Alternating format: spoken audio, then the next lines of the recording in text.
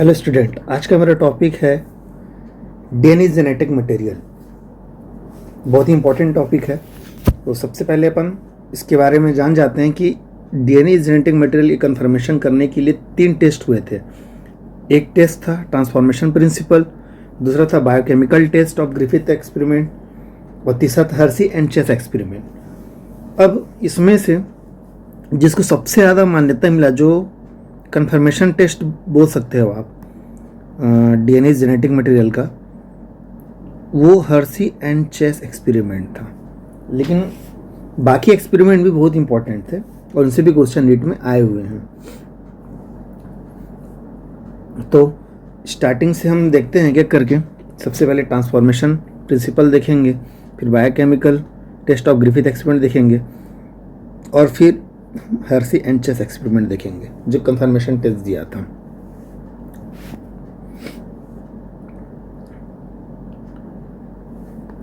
सबसे पहले आते हैं हम लोग ट्रांसफॉर्मिंग प्रिंसिपल, यानी कि ग्रिफिथ एक्सपेरिमेंट बोल सकता हूं मैं।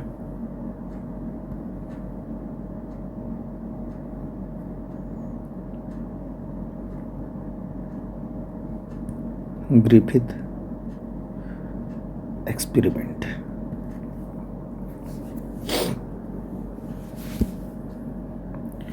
अब देखिए, नीट 2014 के पेपर में जो क्वेश्चन आया था, है ना, ये आया था आपका नीट 2014 में क्वेश्चन आया था। आप देख सकते हो इसको एक बार, वर्ल्ड पेपर होंगे तो।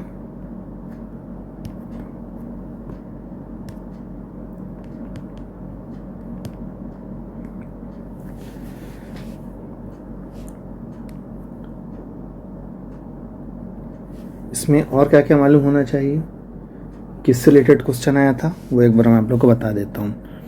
क्वेश्चन ये आया था कि नीट 2014 में क्वेश्चन ये था कि जो एक्सपेरिमेंट ग्रिफिथ ने किया था वो किस पर किया था, है ना। तो आपको याद रखना चाहिए कि ये एक्सपेरिमेंट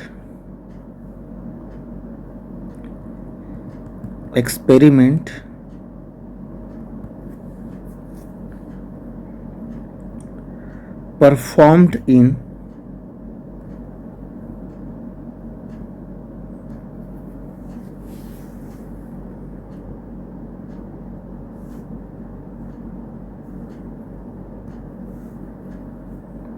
(1928) on Streptococcus pneumoniae।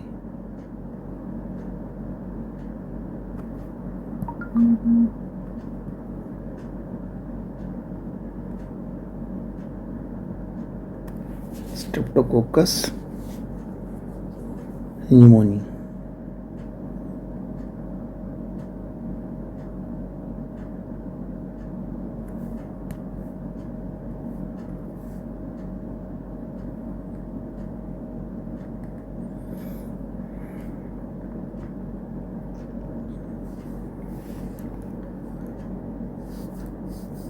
अब आप लोग को ये मालूम होना चाहिए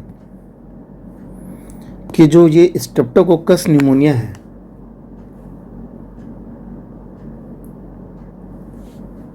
स्ट्रेप्टोकोकस न्यूमोनिया, बार बार नहीं लिखूंगा मैं, इससे बहुत टाइम लगेगा। एस डॉट लिख दे रहा हूं, समझ जाना।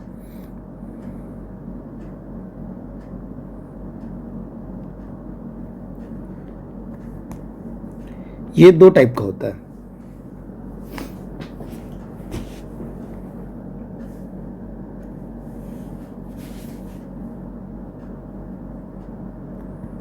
टू टाइप स्ट्रेन, एक है रफ और दूसरा है स्मूथ। किस बेस पे रफ स्ट्रेन होता है और किस बेस पे स्मूथ स्ट्रेन होता है, ये जानने के लिए थोड़ा सा आप बैक्टीरिया का डायग्राम याद कीजिए, जो मुनरा किंडा में आप पढ़े रहे होगे। मैं आप लोग को थोड़ा सा याद दिला देता हूँ। जैसे कि मान लो कोई बैक्टीरिया है ना, ग्राम नेगेटिव बैक्टीरिया है, तो ये सबसे अंदर का जो लेयर होता है इसे आप बोले थे सेल मेम्ब्रेन, ठीक। उसके बाद आप पढ़े थे कि सेल मेम्ब्रेन के चारों तरफ एक मोटा वॉल होता है ना। इसे आप बोले थे क्या? Cell wall. इसे आप बोले थे सेल वॉल।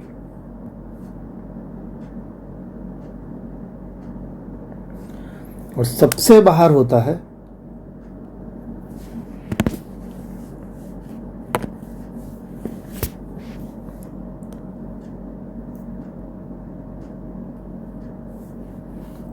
अगर ग्राम निगेटिव बैक्टीरिया है तो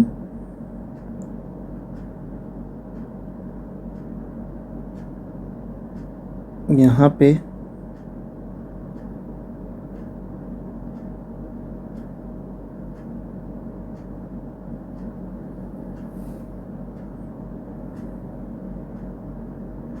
अगर ग्राम निगेटिव बैक्टीरिया है तो ना यहाँ पे होता है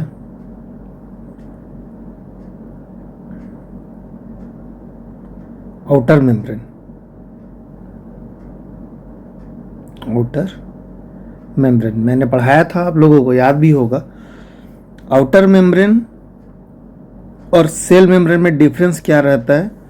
सेल मेम्ब्रेन जो रहता है वो यूनिट मेम्ब्रेन होता है, ये होता है यूनिट मेम्ब्रेन। और जो आउटर मेम्ब्रेन होता है वो होता है नॉन यूनिट मेम्ब्रेन। भूलना मत, बहुत ही इंपॉर्टेंट चीज़ बता रहा हूँ मैं, है ना।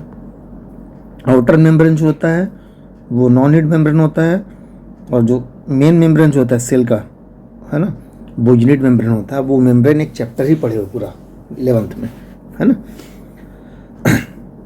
लेकिन अभी भी वो जो रफ कॉलोनी और स्मूथ कॉलोनी बोलो क्लियर नहीं है, तो सामान्य बैक्टीरिया का डायग्राम हुआ जिसमें होता है। लेकिन इसके अलावा ये भी ग्राम निगेटिव बैक्टीरिया के केस से बताया। आउटर मेम्ब्रेन किस में पाया जाता है? तो ये ग्राम निगेटिव में पाया जाता है। और यदि ग्राम पॉजिटिव होगा तो ग्राम पॉजिटिव में आउटर मेम्ब्रेन नहीं पाया जाता, क्योंकि ग्राम पॉजिटिव में ऑलरेडी ये जो वॉल है बहुत थिक होता है, इसलिए इसमें आउटर मेम्ब्रेन की ज़रूरत नहीं पड़ती। अब यहाँ पे जो स्ट्रेंग जो टाइप है वो इनके कारण नहीं था, बल्कि इनके ऊपर एक पाया जाने वाला लेयर के कारण था। और वो लेयर क्या था जी, वो भी देख लेते हैं। अब वहाँ पे सबसे बाहर ये आउटर में एक और लेयर होता है। अब इस लेयर को क्या कहते हैं? इस लेयर को हम बोलते हैं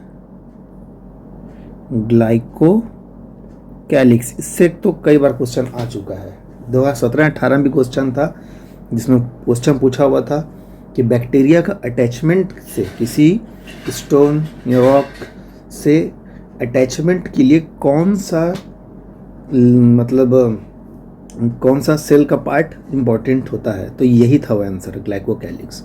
नीट में आया हुआ क्वेश्चन है ये।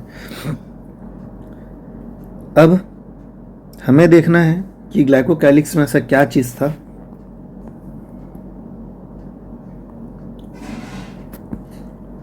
देखो, अगर ग्लाइकोकैलिक्स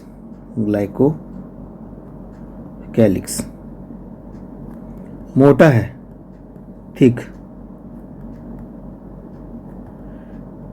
तो इसे हम बोल देते हैं कैप्सूल। और यदि पतला है तो हम इसे बोलते हैं स्लिम लेयर, जो भी ये। अच्छा, और ग्लाइकोकैलिक्स यदि प्रेजेंट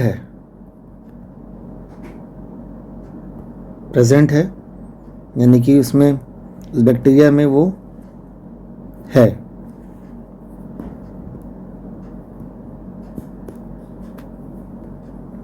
इफ प्रेजेंट, देन जो कॉलोनी होगा कैसा होगा?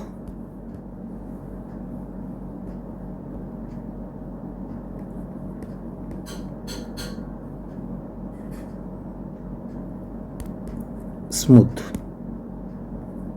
प्रेजेंट है तो स्मूथ कॉलोनी होगा।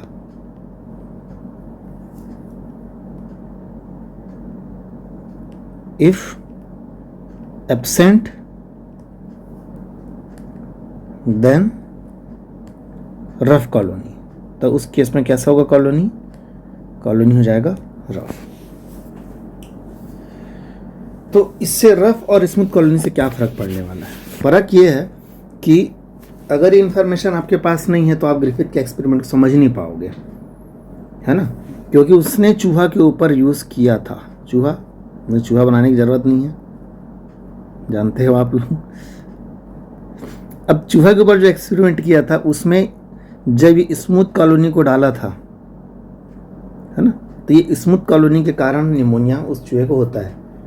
और यदि मैं रफ कॉलोनी डालूंगा तो रफ कॉलोनी वाला बिखरा हुआ रहता है ना। रफ और स्मूथ का मतलब क्या ही बता देता हूँ चलो। जैसे कि ये लिए एक पेट्री डिश जिसमें कल्चर कराते हैं ना वाला, ठीक है, और इसमें हम कर रहे हैं कल्चर बैक्टीरिया का, मान लेते हैं, है ना। अब इसमें वो बैक्टीरिया ऐसा पूरा भरा हुआ है प्लेन, तो इस केस में हम इसे क्या कहेंगे?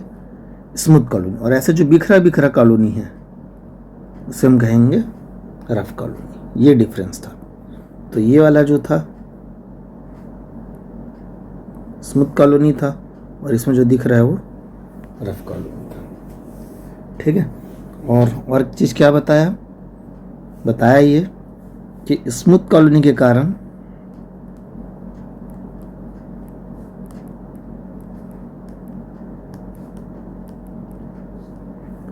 निमोनिया होगा,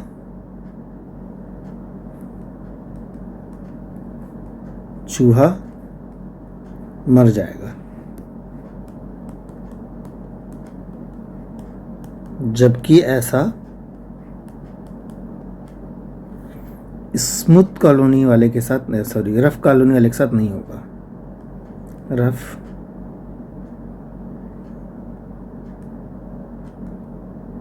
कॉलोनी के साथ नहीं होगा,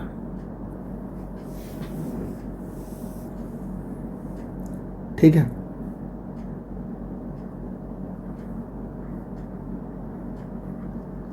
तो अब देखते हैं ग्रिफिथ के एक्सपेरिमेंट में हुआ क्या था।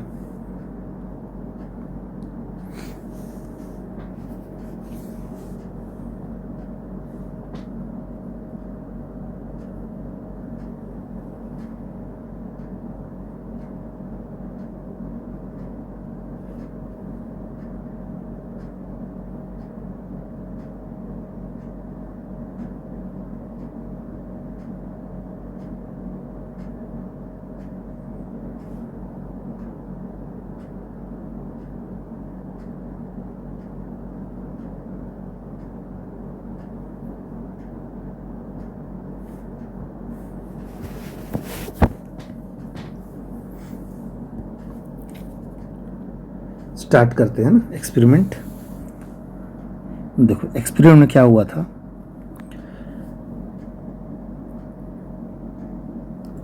इन्होंने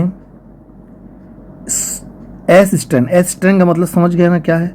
एस मतलब क्या बोलना चाहिए? स्मूथ वाला है ना। तो वाले स्ट्रेन लिया और इसे किया इंजेक्ट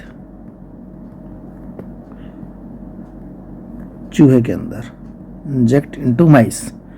तभी आप लोग को बताया कि स्मूथ स्ट्रेन के कारण चूहे को क्या हो जाएगा? निमोनिया हो जाएगा और चूहा क्या हो जाएगा? मर जाएगा।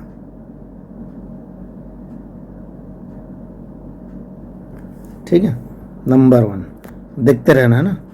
अब उसने क्या किया? रफ स्ट्रेन लिया, सेम चीज इंजेक्ट किया माइस में, और इस केस में माइस क्या था? जिंदा था, चूहा वो जिंदा था, क्योंकि इस केस में क्या नहीं हुआ होगा?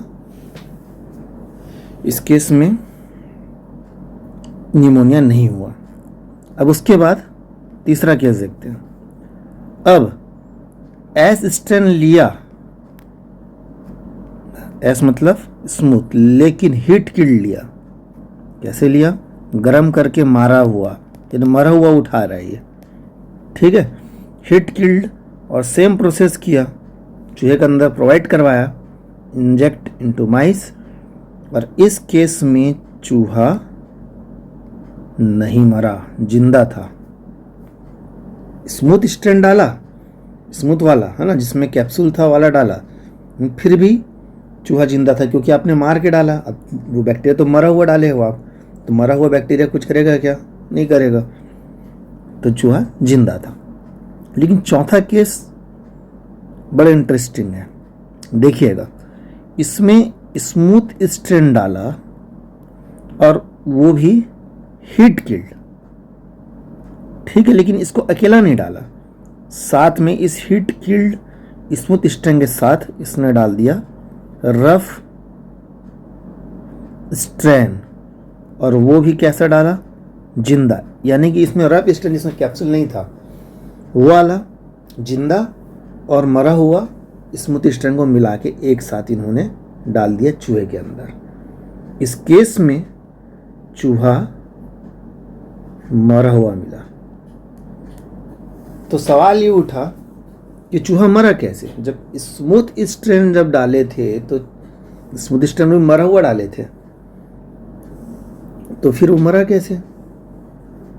तो ये ऑब्जर्वेशन ये निकाला गया, दिमाग में ये आया, ग्रिफिथ के उसने जो बताया था अपने कंक्लूजन में, वो ये बताया था कि स्मूथ स्ट्रेन के अंदर का जो जेनेटिक मटेरियल था, भला मरा हुआ था लेकिन डीएनए तो रहा होगा, या कुछ उसने डीएनए को जेनेटिक मटेरियल नहीं बोला था, बस बोला था ये कुछ मटेरियल इस हीट किल्ड वाले स्ट्रेन से कुछ रफ वाले में चले गए, और जिसके अंदर गए उसके अंदर जाके उसको वैसा ही बनने के लिए, यानी कि स्मूथ बनने के लिए प्रेरित किए, जिससे रफ स्ट्रेन के कुछ सेल किसमें कन्वर्ट हो गए? स्मूथ स्ट्रेन, और जो उसकी कॉलोनी बनी वो पूरा स्मूथ स्ट्रेन वाली बनी, यानी कि ट्रांसफॉर्मेशन हुआ। तो ट्रांसफॉर्मेशन किसका हुआ ये अभी भी यहाँ पे क्लियर नहीं था कि डीएनए था कि प्रोटीन था कि कार्बोहाइड्रेट था, है ना। तो लेकिन यहाँ से ये जरूर कंफर्म हो गया कि जरूर कुछ ना कुछ चीज़, एक चीज़ ऐसा होता है सेल के अंदर जो दूसरे में गया यहाँ पे, है ना, और उसे क्या किया? ट्रांसफॉर्म किया, चेंज किया, है ना। तो ये बताया गया था किसके द्वारा? ग्रिफिथ के द्वारा। हम सिर्फ एक ही कंक्लूजन निकाल सकते हैं, वो ये कि द ट्रांसफॉर्मेशन, जो ट्रांसफॉर्मेशन अभी आप देखे, है ना, जो चूहा मरा, क्यों मरा? क्योंकि रफ स्ट्रेन किस में कन्वर्ट हुआ होगा? स्मूथ स्ट्रेन में। तो किसके कारण हुआ होगा? और भैया रफ से स्मूथ में कन्वर्सन, यही तो ट्रांसफॉर्मेशन था। तो द ट्रांसफॉर्मेशन मस्ट बी, किसके कारण हुआ होगा? Must be due to the transfer of genetic material, the transfer of genetic material. लेकिन जेनेटिक मटेरियल क्या है? सबको मालूम था कि वो डीएनए है, लेकिन एक्सपेरिमेंटली प्रूफ नहीं हुआ था। अभी भी यहाँ याद रखना कि अगर आपसे कोई क्वेश्चन पूछे तो याद रखना कि ग्रिफिथ का श्रेय जाता है ट्रांसफॉर्मेशन के एक्सपेरिमेंट के लिए, ना कि जेनेटिक मटेरियल के डिस्कवरी के लिए। DNA is genetic material confirmation test Hershey and Chase को जाता है क्रेडिट, ठीक है। तो पहले ये ट्रांसफॉर्मेशन एक्सपेरिमेंट अब अच्छे से देख लीजिए, समझ लीजिए, फिर अगला एक्सपेरिमेंट मैं आप लोगों को बहुत जल्द अपलोड कर दूंगा वीडियोज़ का। थैंक यू, और अच्छे से देखिएगा इसे।